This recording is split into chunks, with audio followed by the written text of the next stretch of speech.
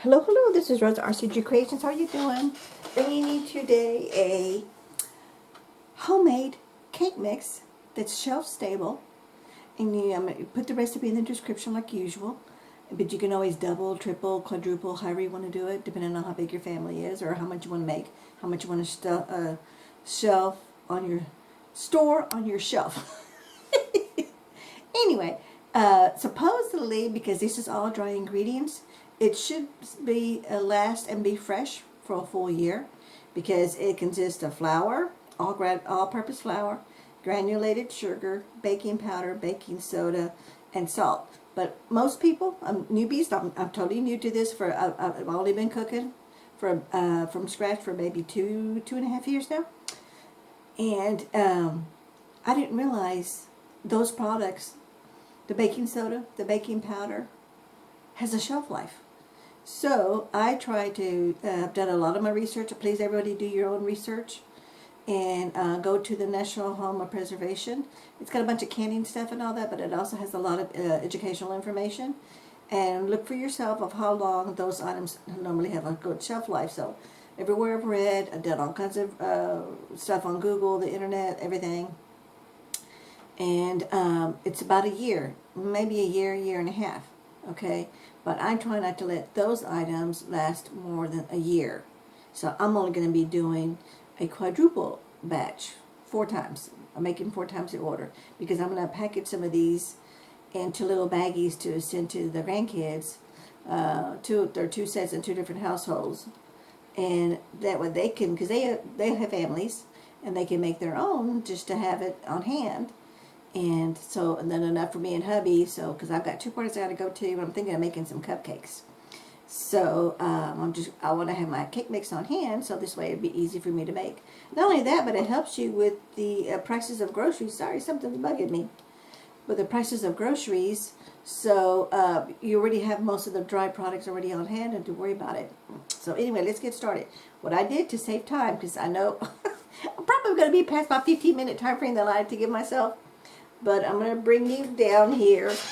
I measured everything in the bowl, and you can see the little mounds, so that way I can keep track in case something happens and I get interrupted, because you know life happens.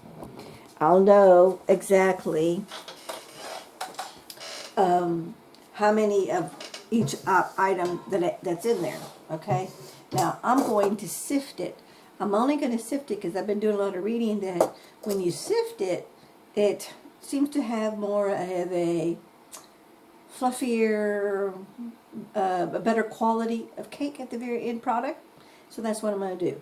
I don't know. I just read a bunch of things on it. I saw 5 different ones that said sifted, so I'm going to sift it. So I've got it all in there together. I'm going to use my already used. Let me get all this over here out of the way. And I'm just going to, let me just get my big spoon. Let me get my big one. I'm going to mix it just a little bit. I could get a whisk, but I'm not going to worry about it because I'm going to be whisking this anyway. Sifting it. Let me just get most of this incorporated. I'm going to be honest, I don't know if this is going to work, but I'm common theory, because I've been doing a lot of research, and I don't just put a video up just to put a video up. I'm doing my research on it. This is what I want to make, or this is what I need to make. And because I have a project, we're committed to a lot of functions at church, our friends, I have some bunco groups that I go to, and I have my craft buddies, and every one of them are required to bring a side dish. So I want to be able to have all this, so I'm doing a lot of research just so I know. And also, when you sift, especially if you're making dry mixes, it takes off all the clumps, because baking powder and baking soda can tend to clump, especially if you're in a high climate area, which we're in South Texas, so we have a high climate.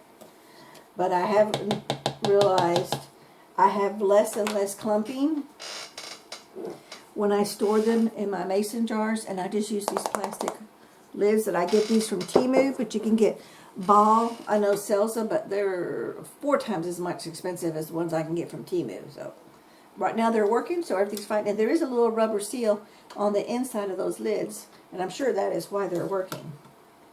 So I'm going to put this in my container, my sifter. This is my clean bowl. So now I'm just going to sift it. And I'm going to continue to do this until this whole batch is done. So I'm not going to have you watch me do this whole thing, because this is kind of boring.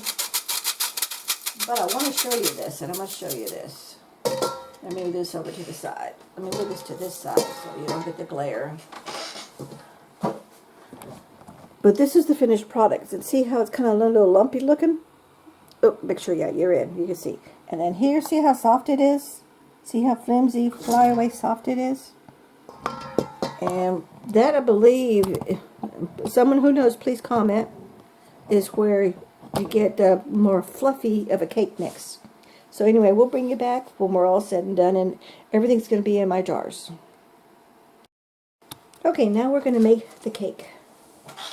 So I got, when I quadrupled it, I forgot to do the measurement, so I had to manually weigh it by ounces to divide it into 4 so I can make it an even amount.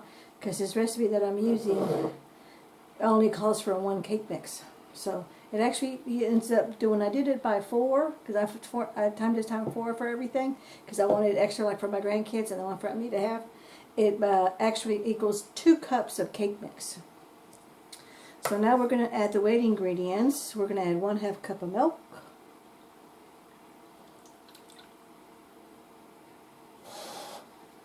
And 1/2 cup of oil.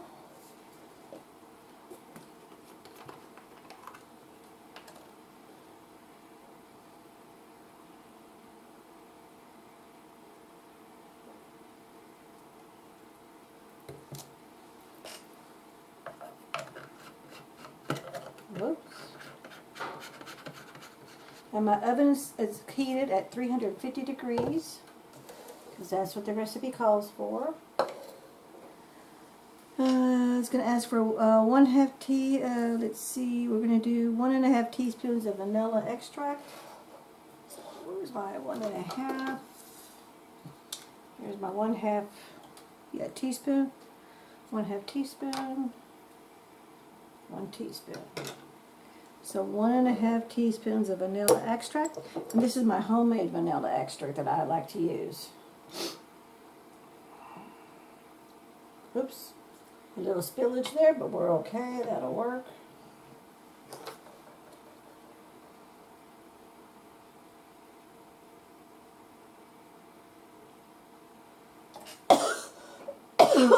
Excuse me, sorry about that. Okay, let's close this back up. I tend to spill. Okay, then we're going to add 2 eggs. And it says to make the recipe in a medium bowl, combine all the dry ingredients. Okay, combine the cake mix and the wet ingredients until well combined. Then pour the batter. So we don't want to overmix it. We just want to combine them together. Oh, I hope I don't get an eggshell in here. Ooh, thank goodness I didn't. Okay.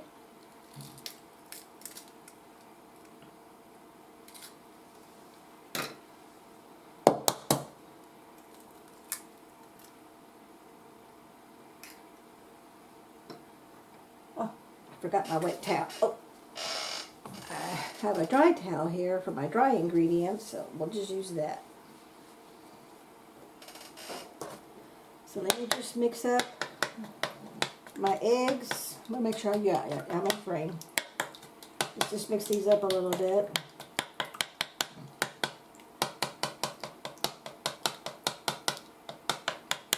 Okay, now let's just mix it all up.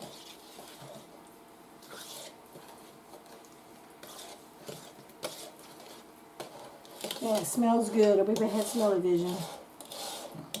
Make sure you get all the flour, all the dry ingredients, all the way scraped to the bottom of the bowl. Okay, pour batter into grease. Just mix it until it's well combined. I'm going to get some want to make it smooth. It didn't say to, but that's what I do when I do a regular box cake mix. I do the same thing. I'd use the back of my spoon on the bowl to get out any possible lumps.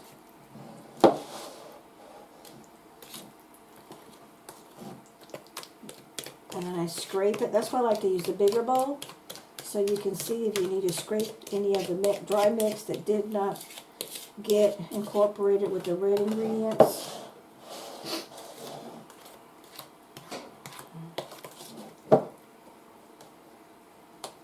Okay, so I think this is pretty good done. At least it looks like to me.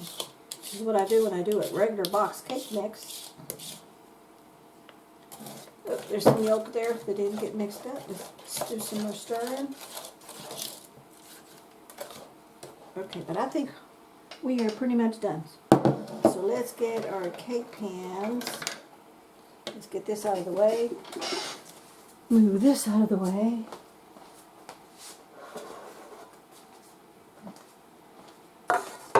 And you know my tip, so you don't have yucky stuff on the top of your baking pan. See how it's got the spray where I sprayed it all around the edge? So I'm just going to take a wet, typically I use a wet one, but I really want to make sure that I want to get as close to my 15 minutes as possible. So let me wipe that down. And I'm not too worried that I wipe my hands with the egg, because there's egg already in the mix. And then this towel's going to go in the laundry hamper, and I'll grab a new one. Oh, my oven's ready! Yay! This one didn't have much of a lip, but it does have a little bit. So I like to do all of it, because it's not supposed to go too far above the edge. Alrighty. So let's pour this in both cake pans. These are supposed to be 9-inch. Oh, there's some egg that didn't get mixed up. Okay, let's pour this. We want to do about half in each pan. Okay. I'm making a Boston cream pie for hubby. He asked for it.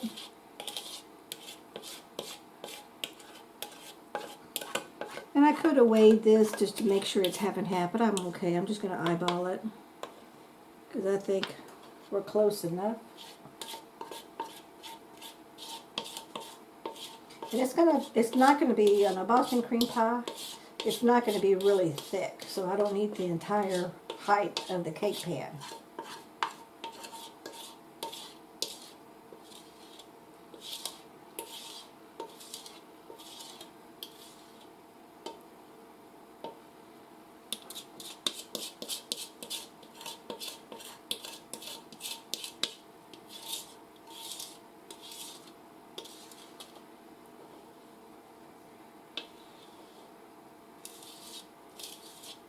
Okay, I think we're done on that. Let's put that over here with my other dirty dishes. And I just want to smooth it out to make sure it gets all the way around the entire pan. And let's do the same thing with this one. Because on the Boston cream pie, you're going to have a layer of cake on the top and a layer of cake on the bottom. So there we go, we're all set. Let's go put these in the oven. And we'll bring you back when these are done. And we're going to do it, make the pudding to have it ready to put in between. And then we're going to do the chocolate topping for the Boston cream pie. Okay, we'll bring you back. Okay, we're making the filling for the Boston cream pie. I got my pudding in milk, mixed it up for 2 minutes. Now I'm folding in my homemade whipping cream till it's all incorporated. And folding means you're doing very gently, mixing it together very gently. You definitely don't want to whip it, but you just want to make sure that it gets incorporated pretty well. So you don't want to see layers of pudding and then layers of whipped topping. It needs to be all together. I wish I could taste this, but I can't because this is a cake for hubby, and we're having friends and family over. So everybody's going to get a piece of it, and I don't want to put my germs on this. So just make sure you go to the center to make sure everything gets incorporated pretty well.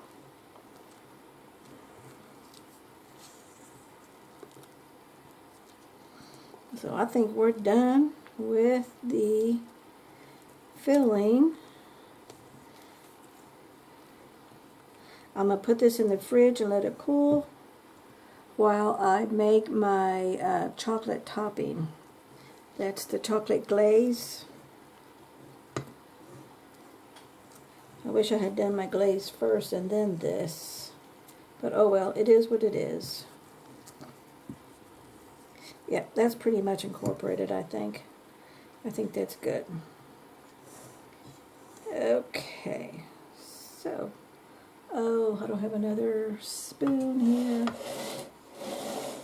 Oh, I have this though. Let me just scrape this in here, all this goodiness.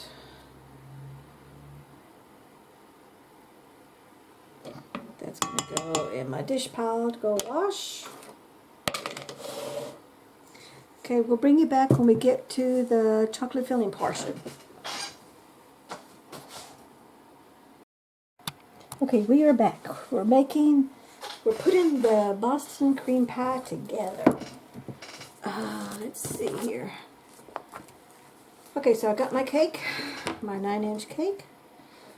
Turned out really pretty. This is made with the dry cake mix. Now we're going to fold in.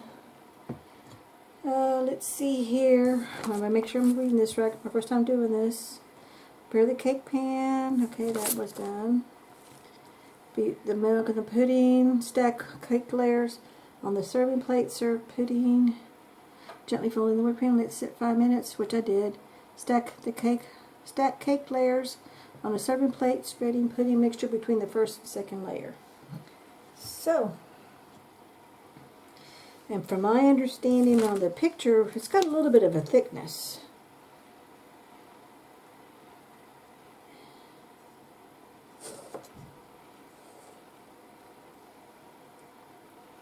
And I've never done this like this with 2 layers, so I don't know what I'm doing. I'm just going by what I've seen. So let me just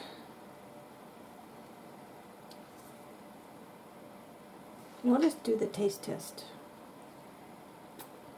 Oh man, that is some good filling. I did a good job, if I say so myself. Okay, so let's get this. We want to make it even over the entire cake. So let's spread this out evenly.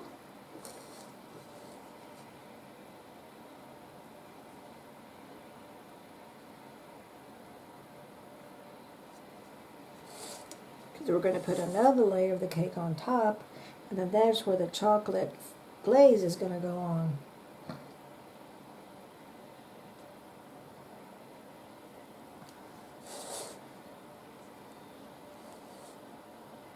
Now we're not going to do the taste test until hubby cuts into it, because this is his birthday cake.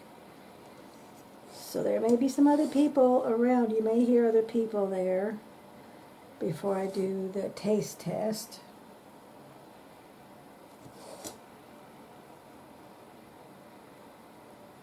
But now that I know what I'm doing, yes, it's not hard, it's just a little tedious because there's so many steps. Now I'm doing this, this is not totally made from scratch. All the ingredients were made from scratch. The cake mix was made from a dry mix, a shelf-stable mix. The pudding, this particular pudding was made with instant, just like the recipe calls for. This is like a copycat of a made-from-scratch Boston cream pie, without all the tediousness.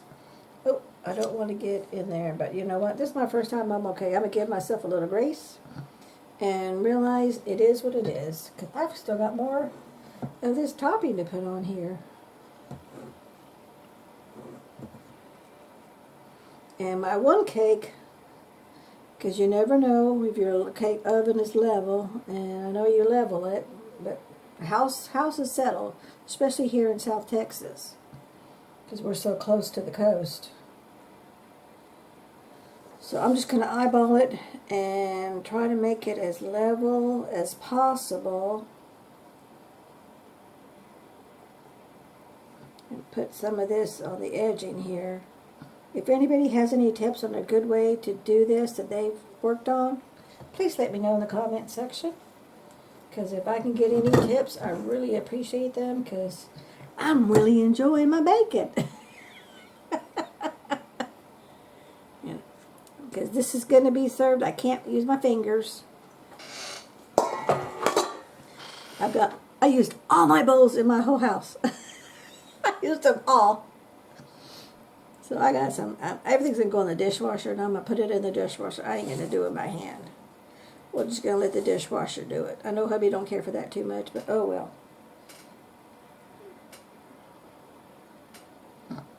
Okay, I think we're almost on track. Let me make this a little bit thicker on this edge.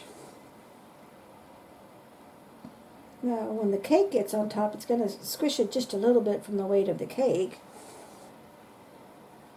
But I want to make sure there's enough filling without going too far overboard.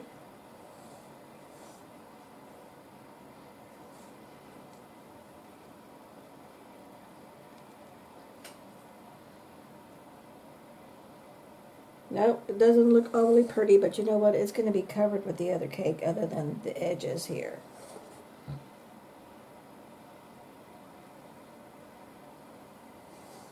Okay, that looks, I'm eyeballing this to make sure it looks pretty level. It looks pretty level to me. And this is going to sit in the fridge until we're ready to serve it. Because it does say refrigerate at least 1 hour before serving, which we've got 3 hours, so we're good to go. Okay, how am I going to do this part? You know what? I'm just going to use this part right here.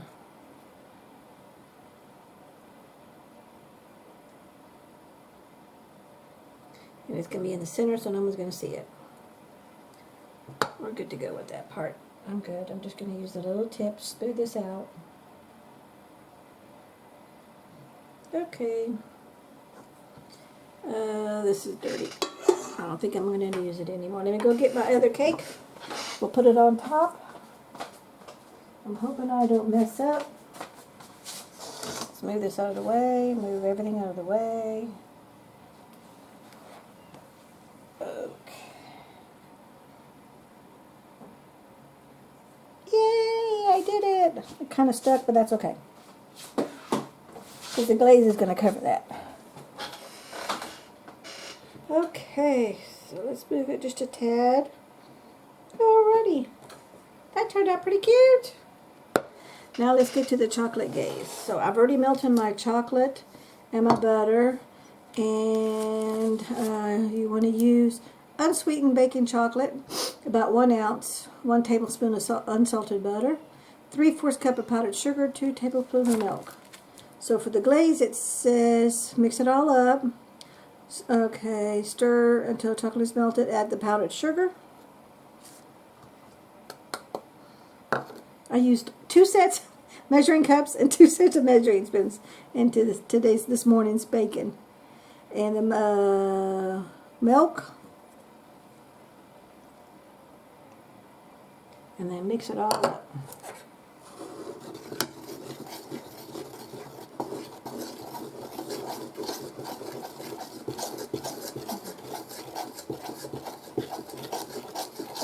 And I'm sure this is supposed to be hot because it's supposed to be all liquidy. So I may have to microwave this because it took me a while to... You're supposed to do all this and then do this part.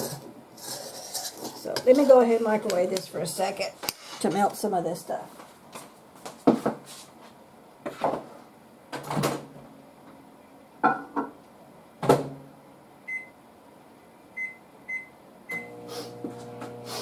Okay. Just gonna be a few more minutes, and I'm only doing it for 25. I think 25 seconds will be enough for it to melt, and then we'll be back. So I'll bring you back when we get to that part. Okay, we were ready to put the glaze on. My little bowl's a little hot, so I'm using my little hot plate things. And it says to let it dribble over the edges. So I'm going to start off on the edges first.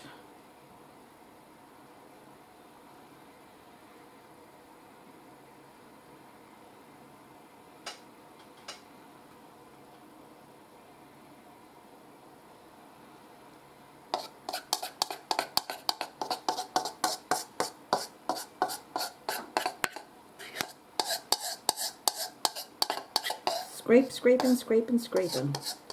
It doesn't look like it's going to be a lot, but you never know.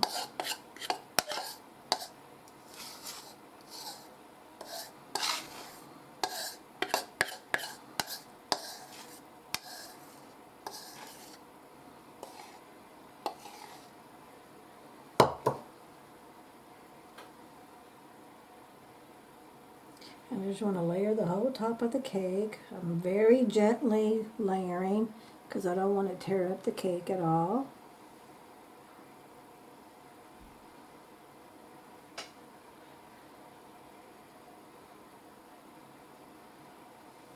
I think I could have used it a little bit more. It's not really overly runny. I think I could have used more liquid, like some more milk.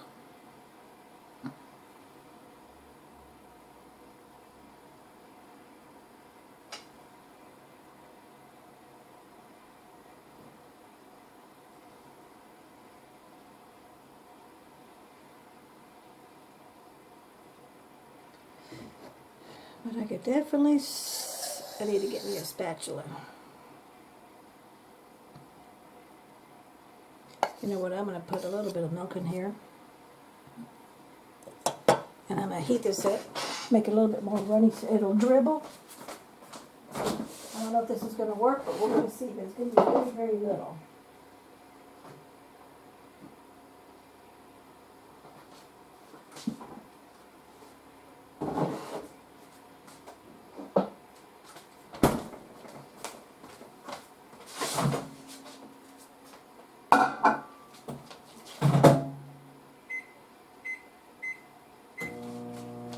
Okay, we're going to bring you back when I get to that phase, okay?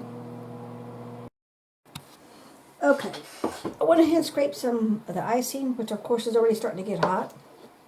Well, the glaze is not icing, it's glaze. Just because I want to get some of the dribbles. Okay, you can kind of sort of see me. There we go. I'm just going to do a little bit of dribbles all the way around.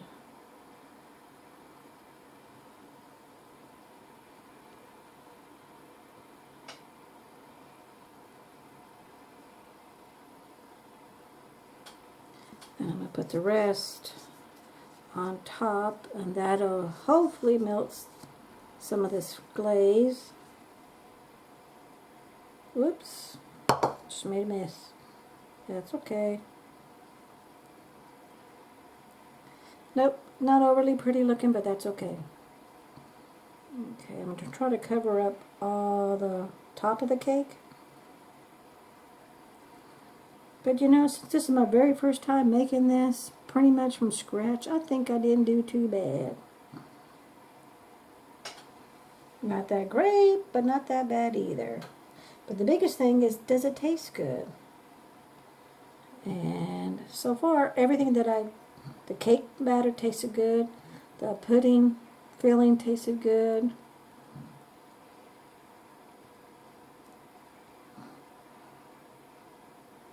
Get some of that, move that down there to cover that up.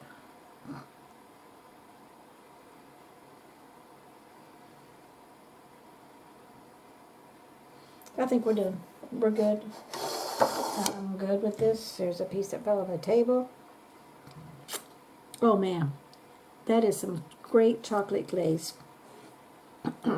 Yeah, it's a little messy, but Let me bring you up.